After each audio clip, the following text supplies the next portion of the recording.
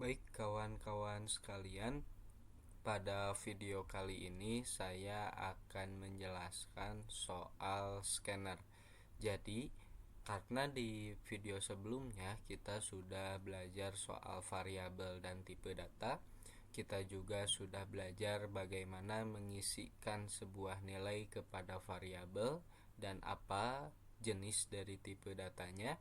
Nah, pada video kali ini saya akan menjelaskan bagaimana bila nilai yang kita inputkan kepada variabel tersebut tidak diisi di dalam source code-nya, tidak diisi dalam halaman programnya, tapi diisi oleh usernya, diisi pada halaman aplikasinya. Nah, agar kita dapat menginputkan nilai di halaman aplikasinya atau user dapat menginputkan nilai atau menginputkan data kepada variabel yang sudah kita buat, maka salah satu caranya adalah dengan menggunakan scanner. Nah, bisa kalian perhatikan di baris kedua, ini saya di sini diberi komentar ya, agar kalian dapat membaca juga apa saja fungsi dari baris yang ada di bawah komentar tersebut. Nah, perhatikan di baris kedua, saya menuliskan import Java util scanner. Nah, baris ini sangat penting untuk ditulis pada baris pertama atau sebelum kalian membuat public class atau kalian sebelum membuat kelas. Nah, kalian tulis dulu ini, import Java util scanner. Ini adalah baris untuk mengimport scanner. Untuk apa ini? Gunanya agar user dapat menginputkan nilai kepada variabel yang sudah kita tentukan. Begitu. Jadi, nilai yang diinputkan oleh user kita simpan dengan menggunakan scanner. Nah, maka kita import dulu scannernya dengan cara seperti ini. Import java.util.scanner, koma, jangan sampai lupa. Kemudian setelah kita mengimport, di baris selanjutnya kita baru boleh membuat kelasnya. Seperti biasa kita buat kelas, kemudian kita deklarasikan variabelnya.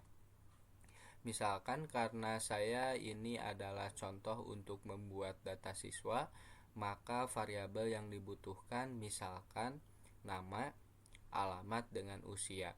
Nah, di sini karena kita mempunyai dua variabel dengan tipe data yang sama, maka kalian boleh menuliskan dengan cara seperti ini, deklarasi variabelnya. Jadi cukup menuliskan string, nama, kemudian koma dan alamat.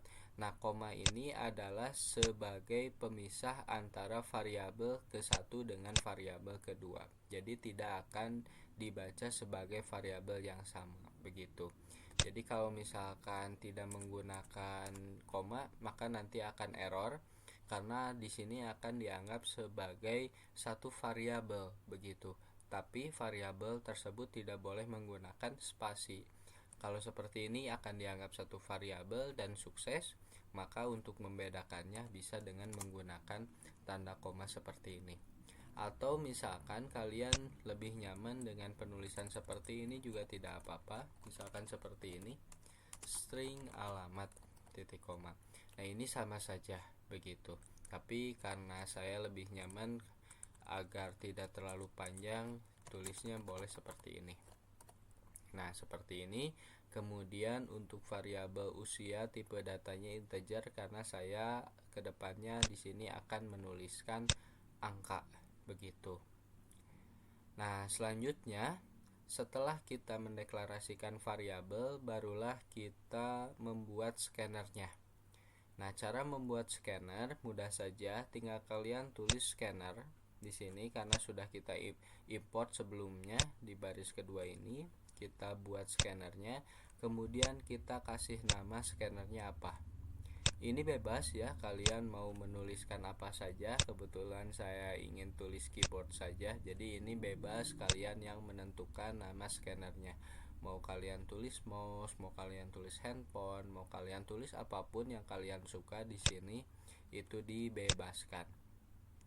Kemudian setelah itu kita tulis sama dengan new scanner, dan jangan lupa di dalam kurung parameternya itu system in, begitu.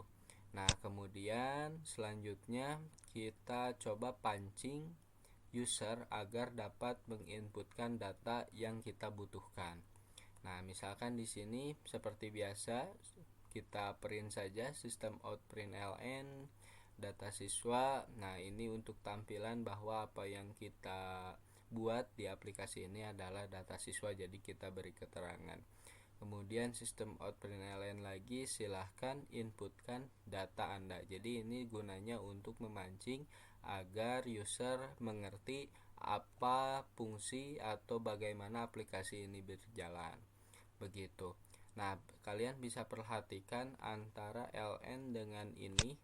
Nah, kalau saya ini tidak menggunakan ln yang sebelah sini, karena ln itu fungsinya untuk membuat garis baru secara otomatis, begitu. Kalau misalkan kita hilangkan ln di sini, nah maka nanti aplikasi akan menampilkan tulisan silahkan inputkan data Anda itu di pinggir tulisan data siswa ini, begitu. Karena kalau misalkan saya gunakan ln, maka silahkan inputkan data Anda ini akan disimpan atau ditampilkan di bawah tulisan data siswa, begitu.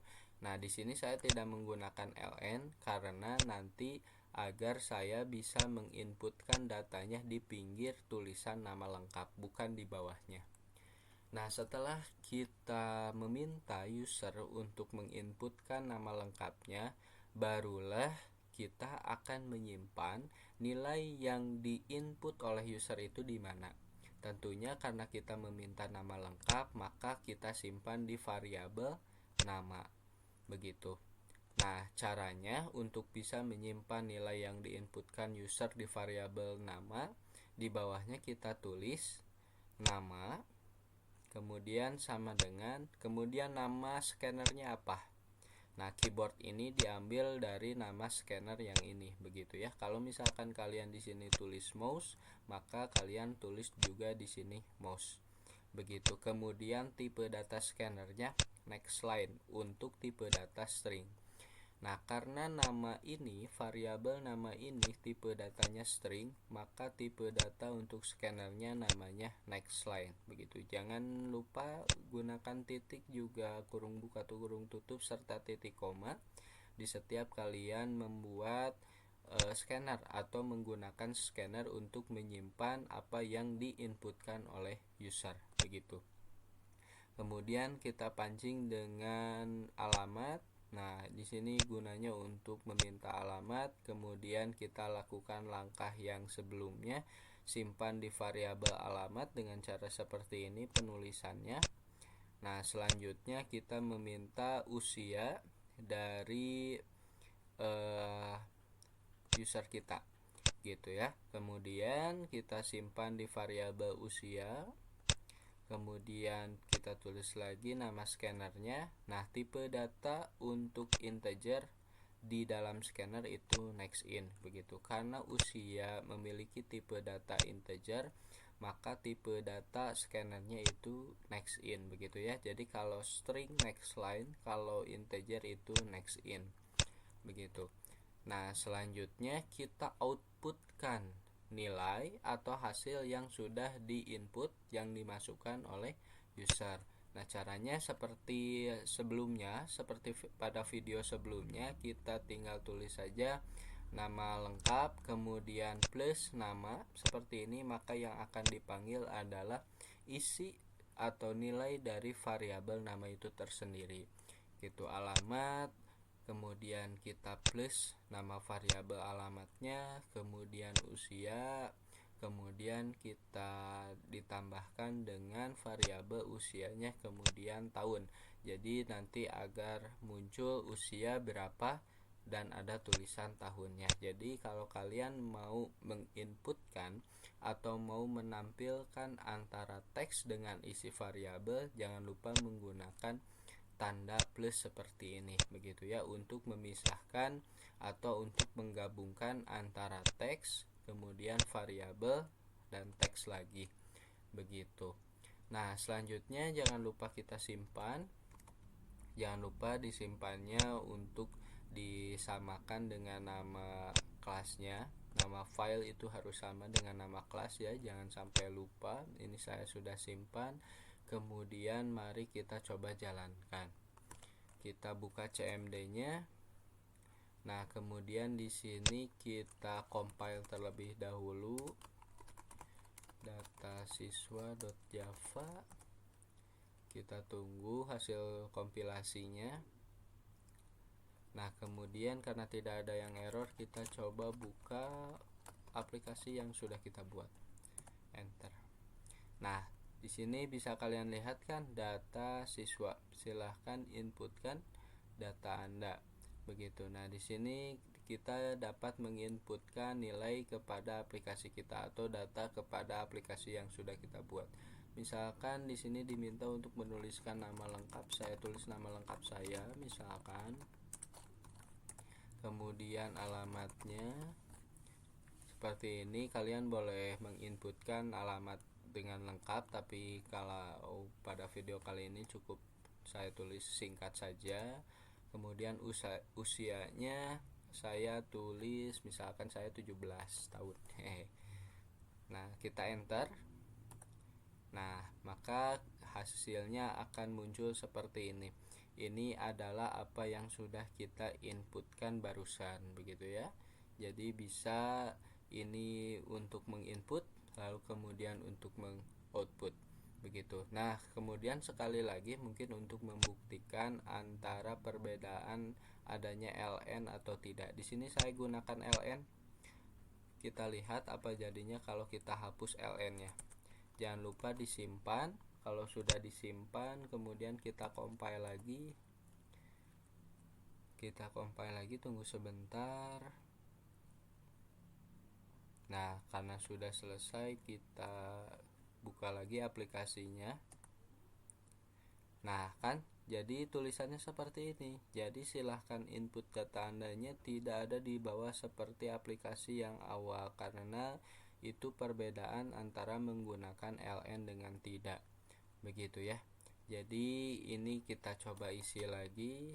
Itu sebetulnya akan sama saja, tapi kita coba isi lagi, begitu ya. Misalkan 40.